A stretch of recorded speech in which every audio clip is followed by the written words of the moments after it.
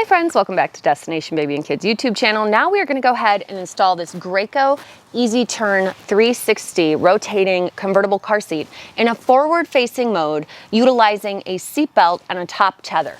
So if you look on the back of the seat, the first step with a forward-facing installation is going to be to make sure that you hook up your top tether. So that is this piece that's attached to the back of the seat. In this car, which is a 2025 Highlander, the top tether attachment is on the back of the seat. So I will be sure to hook that up before the end here. And then right now, I think what would be more useful for you guys to check out is how we hook up the seatbelt. So right now I have this car seat in its most upright. If I wanted it more reclined, there is a reclined squeeze handle here on the front. I can have it be more reclined or more upright, and typically for older kids I find that they prefer the upright, so I'm going to set this seat in its most upright position. I'm going to go ahead and turn it backward. Before you say, but you're setting it up forward facing, I understand that, but the key with this is going to be when you install it, anytime you're going to have the seat face backward to be able to access this snug lock lift lever piece here, which is what I'm doing right now. So I'm opening that, and I am going to use my seat belt in the same belt path that I used that lower anchor strap. So there's a gray piece on this side.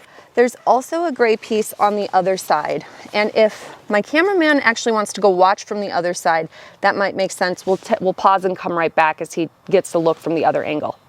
Okay, so now we're gonna go ahead and run that seatbelt through both gray pieces. We're gonna hook up the actual buckle, and then we're gonna get this somewhat centered. I am gonna go ahead at this point and attach my top tether. Luckily, this car has very clear indicator of where that hooks up. Tighten it up, but we'll get it very tight at the very end. And so now we have it attached on the top and then attached here. And I'm going to go ahead and press on the center of the seat and pull very hard. Now this Toyota is particularly tricky because it has a wide belt path. This car seat has a narrow seat belt path, but this car's belt path is quite wide.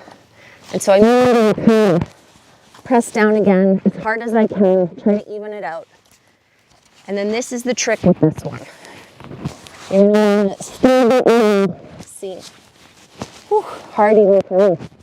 But I did do it. This guy will come through, tuck back under the gray. That's the tricky part. And then you're going to pull and close this door. Now, you will want to lock your belt off so it doesn't become a strangulation hazard. It'll make that kind of a noise when it's locked off. This will prevent kiddo from pulling this around their neck and doing that kind of stuff.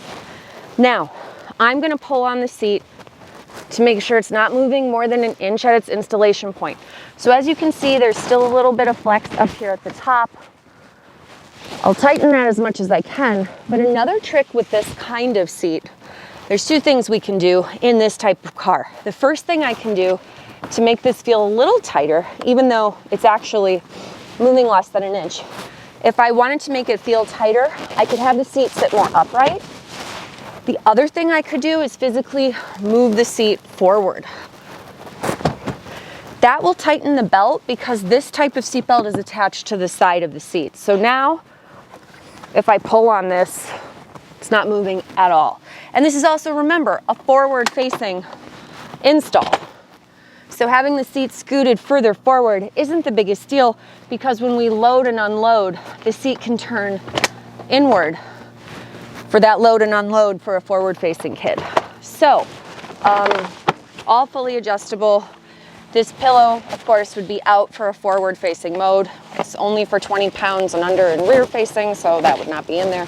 But this just shows you, and this shows the viewers at home, how that type of installation would work. And remember, you don't drive with the seat facing sideways ever, which is why it doesn't lock until it's in its correct position and orientation. And as I said before, with this style of seat, you're going to want to make sure that you've got all your information correct, which would be in the manual, This type of video does not substitute for that. It's just a quick and easy way to show viewers at home the different styles of installation and different methods of installation for the Graco EasyTurn 360 revolving car seat. Thanks so much, and check out our other installation videos.